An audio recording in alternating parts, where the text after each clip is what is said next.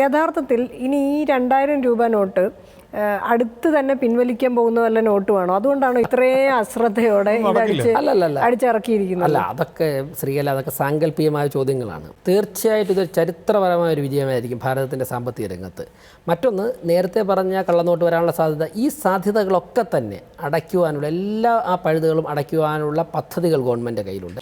ഒന്ന്, ഡിമോണിറ്റൈസേഷനെ പരിപൂർണമായിട്ടും ഞാൻ എതിർക്കുന്നില്ല. ബ്ലാങ്കറ്റായ രീതിയിൽ കള്ളപ്പണത്തിനെ തടയാമെന്ന രീതിയിൽ നമ്മൾ ഉന്നയിക്കുന്ന ആ ആർഗ്യുമെന്റ്. 2, ഇനി കള്ളനോട്ടുകൾ ഉണ്ടാവില്ല എന്നുള്ള ആർഗ്യുമെന്റ്.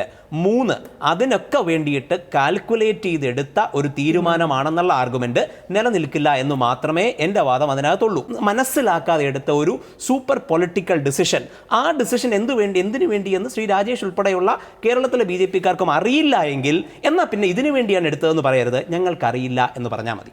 വാർത്ത പുറത്തു വന്നതുകൊണ്ട് ജനുവരിയിലോ ഫെബ്രുവരിയിലോ തീരുമാനിക്കാനിരുന്ന ഒരു തീരുമാനം പൊടുന്നനെ പറയേണ്ടി വന്നതാണ് എന്ന് ഞാൻ വിചാരിക്കുന്നു. അങ്ങനെയല്ലെങ്കിൽ ഈ പ്രധാനമന്ത്രിയെ വളരെയധികം പേടിക്കണം. അതൊന്നും അങ്ങനെ വഴിതെറ്റാൻ പറ്റും. RBIയുടെ is at least a mass leader. അങ്ങനെ ഇത്ര വലിയൊരു ബ്ലണ്ടർ അങ്ങനെ വഴിതെറ്റിയെന്ന് സംഭവിക്കുമെന്ന് എനിക്ക് തോന്നുന്നില്ല. പിന്നെ രണ്ടാമത്, ഈ is looking for A surveillance state. എനിക്കതിൽ യാതൊരു സംശയവുമില്ല. കറൻസി എന്ന് പറയുന്നത് കള്ളനോട്ടുണ്ടാവും, ബാക്കിയെല്ലാം നല്ല കറൻസിയാണ്, RBI അടിച്ച കറൻസിയാണ്. അത് ടാക്സ് പേ ചെയ്യുന്നവൻ്റെ കയ്യിൽ ചെല്ലുമ്പം വൈറ്റ് മണിയും ടാക്സ് പേ ചെയ്യാത്തവൻ്റെ കയ്യിൽ ചെല്ലുമ്പം ബ്ലാക്ക് മണിയുമാണ്. എയറിനെ പിടിക്കാൻ കഴിയില്ല. അത് ഇതുപോലെ ഇടയ്ക്ക് വേണമെങ്കിൽ കുറച്ച് വെള്ളം കോരി ഒഴിക്കുക. പക്ഷേ ക്യാഷ് എന്ന് തിരിച്ചു വരുമ്പോൾ പിറ്റേ ദിവസം മുതൽ ഞാൻ കറൻസി ഉപയോഗിച്ചേ ഡീൽ ചെയ്യൂ. എനിക്ക് എല്ലാവരോടും പറയാനുള്ളതാണ്, നിങ്ങളുടെ വാങ്ങുന്ന പാറ്റേണും നിങ്ങൾ പോകുന്നതിനും ട്രേസ് ഇടാൻ പറ്റാത്തിടത്തോളം കാലം അങ്ങനെ തന്നെ ചെയ്യണമെന്നാണ് ഞാൻ പറയുക.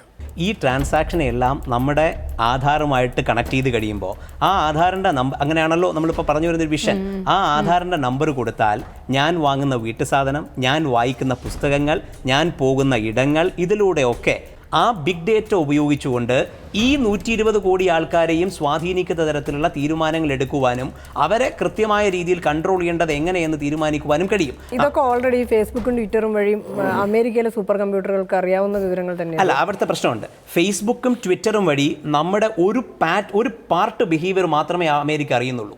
ഒരു റിയൽ ഡേറ്റ ആയിരിക്കണമെന്ന് ഒരു നിർബന്ധമില്ല. അപ്പം അമേരിക്കയുടെ കയ്യിലിരിക്കുന്ന ഫേസ്ബുക്ക് ഓർക്കു ട്വിറ്റർ ഡേറ്റയേക്കാൾ കൂടുതൽ വിലയുള്ള, കൂടുതൽ റിയലായ, കൂടുതൽ ജെനുവിനും ക്ലിയറുമായ ഡേറ്റ വരികയും അതിലൂടെ ഈ സർവൈലൻസ് സ്റ്റേറ്റ് യാഥാർത്ഥ്യമാവുകയും ചെയ്യുമ്പോൾ അത് ഏത് രീതിയിലേക്ക് കൊണ്ടെത്തിക്കുമെന്നുള്ളതിനെക്കുറിച്ച് നമുക്ക് കാത്തിരുന്നില്ല. ഞാൻ ആധാർ കാർഡ് എടുത്തിട്ടില്ല.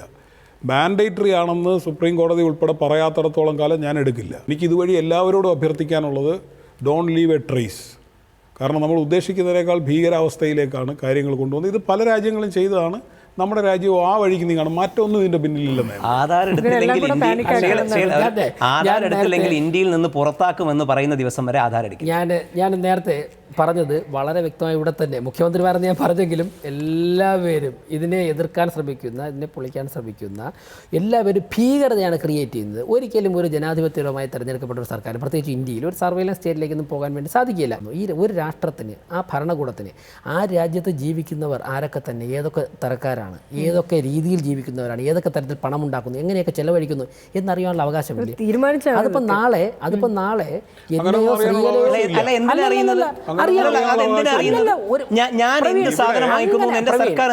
താങ്കൾ ഏത് സാധനം വാങ്ങുന്നു, താങ്കൾ ഏത് വസ്ത്രം ധരിക്കുന്നു, സർക്കാർ അറിയുമോ ഞാൻ പറഞ്ഞില്ല. ഞാൻ പറഞ്ഞ 2-3 കാര്യങ്ങൾ.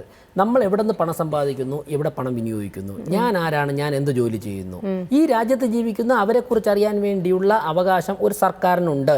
അത് ഈ രാജ്യത്തിലെ നിയമം അനുസരിക്കുന്ന പൗരന്മാരുടെ ജീവനും സ്വത്തിനും സംരക്ഷണം കൊടുക്കുന്നതിന്റെ ഭാഗമായിട്ടാണ്. 15 ലക്ഷം രൂപ ഇടുമെന്ന് പറഞ്ഞു, ഉണ്ടായിരുന്ന 15,000 എടുത്തോണ്ട് പോയി. അതാണ് സംഭവിച്ചത്. വളരെ നന്ദി ശ്രീ ജോസഫ് സി മാത്യു, പ്രവീൺ പരമേശ്വരൻ, ഒപ്പം വി രാജേഷ്. ഇതൊരു മികച്ച അവസരമായിരുന്നു അന്തർദേശീയ നിലവാരത്തിലേക്ക് ഉയരാൻ.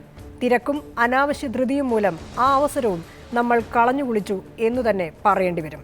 ഈ എപ്പിസോഡ് ഇവിടെ പൂർണ്ണമാകുന്നു. നമസ്കാരം.